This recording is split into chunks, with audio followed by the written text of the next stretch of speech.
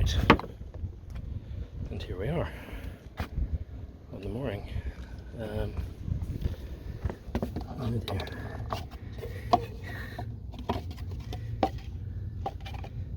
So a few other things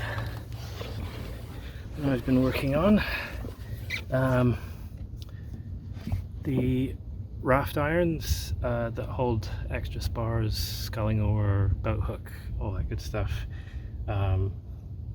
were quite wobbly because the foot of them didn't go into anything. They were really just through the cap rail.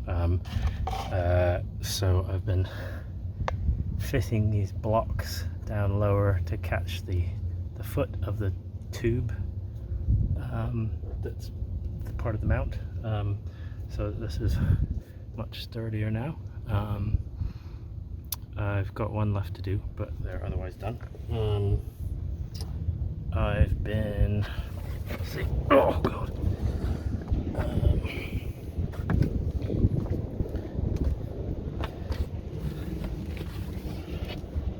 made fair leads for the running parts of the whisker stays so that they don't have to keep going over the cap rail like this, which is not obviously a sustainable solution. These are almost done. I just have to trim the plugs.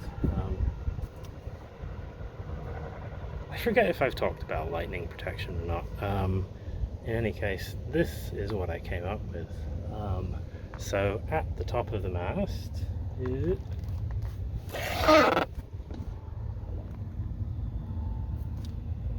there is a lightning rod, and down the Burton here there is a, I think, 4-gauge cable conductor, which I then had left over from repurposing the mizzen. The lightning conductor that came with that was this copper or bronze rod, fairly soft, so it's bendy, and just made a hook in the end of that hooks into the lug at the end of the cable, and then the end of this goes over the side, and I just kind of do that while she's on the mooring, and we'll do that even underway if there looks like there's going to be lightning, I think. It really seems to be anybody's guess whether that's a good idea. We'll see. Fingers crossed. What else? I had to re-reeve the jib halyard, which is rear, with new line, because I had, in a rush and out of concern for expense, I had reeved it with this 1/2-inch nylon that was really just because it was long enough, not because I thought it would be good, and lo and behold it was not good. It had a horrendous twist in it, very stretchy as well. I also did that with the, generally called the jump stay here. This is currently still nylon. I will be swapping that out with this new New England Ropes vintage 3-strand, which is a very nice looking polyester line, and does not have a horrendous twist in it, and is not crazy stretchy. So I had to several times get sent up to the top of the foremast here, which is I don't usually have a big problem with heights, but when it's going up a mast that you've built yourself, that is supported by rigging that you made yourself, it's a whole different experience, because all of the scarf joints, all of the Dutchmen, all of the knot that didn't get Dutchman, all of that just flashed before my eyes constantly as I went up and as I came down. But it's all good, so got that done. I will have to repeat that operation on the mizzen mast to get the jump stay down at some point, but I'm not in a huge rush with that because it is doing its job. It's rather light. What else? Been tinkering with the mooring itself. It's kind of a challenging mooring. So it's a double mooring with a ball forward and a ball aft, which you see the aft one there. The reason being there is no swinging room here.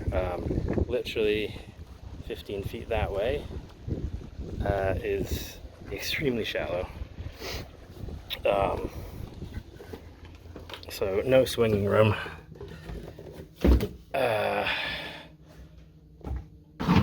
And on the other side is the active channel. So there are limits to what I can do there as well.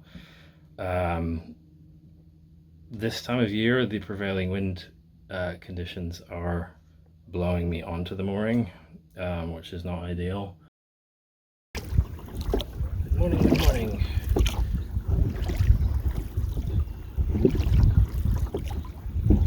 So this morning I am, because there's hardly any wind, I'm going to put up the jib and try to figure out where the jib sheets want to come to so that I can put fair leads through boards for them, which I have made stock for already, but obviously I don't know quite where to put them yet. So figuring that out, and also adding some of these sister hooks to the forelog sheets for now, as how they are going to attach to the pulleys of whatever I put on the forelog. Ultimately, I'm going to, I think, try to copy what the brilliant folks at Guide Me did, which is basically a soft shackle approach to that attachment. I think is probably going to be best done with essentially a rope grommet that's seized back to itself in a couple of ways. You want to have a long leg and a short leg. The short leg goes through the clue itself, and then the long leg goes through the short leg to kind of hit it in there. That is not a problem for today, though.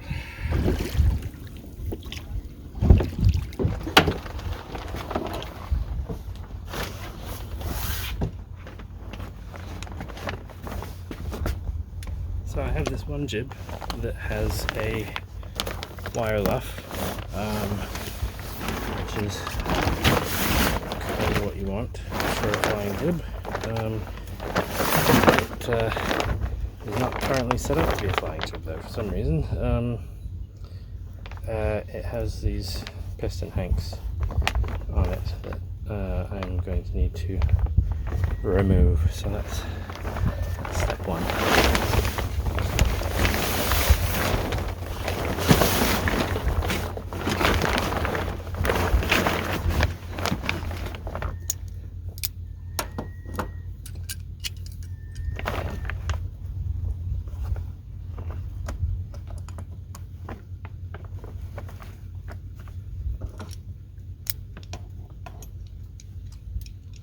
This is going to be annoying.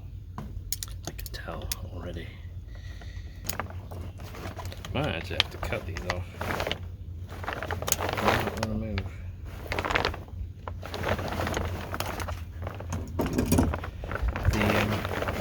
The other one they were seized on, and that was easy enough to cut. But these ones, this, which I assume got bent into place when they were installed. Yeah, horrible. It's a shame having to destroy something like that, but I have no use for this. Bear with me. Right, so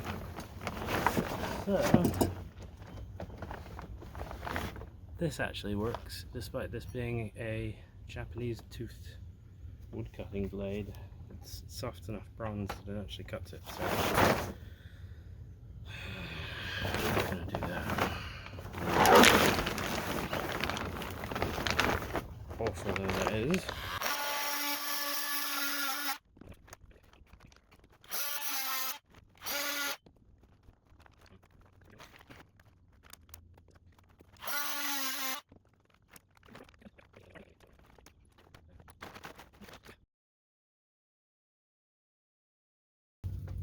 It is done.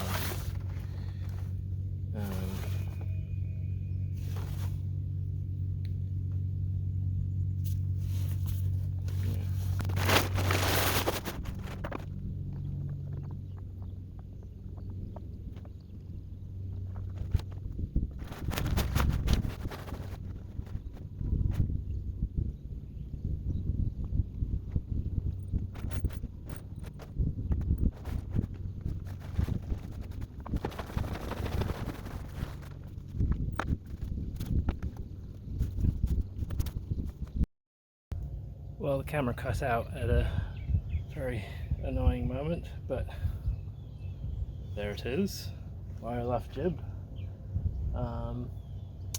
Annoyingly, it kind of looks like it wants to lead to the same point that the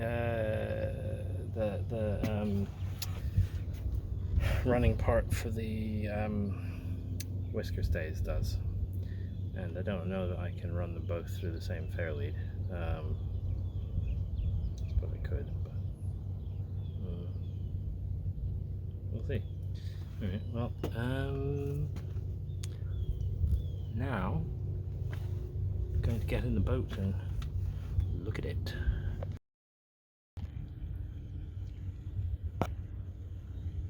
I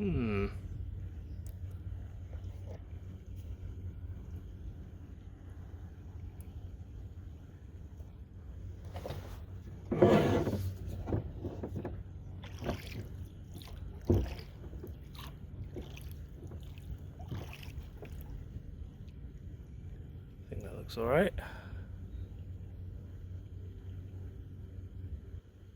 It's not in the best shape, this sail, but it will do, I think.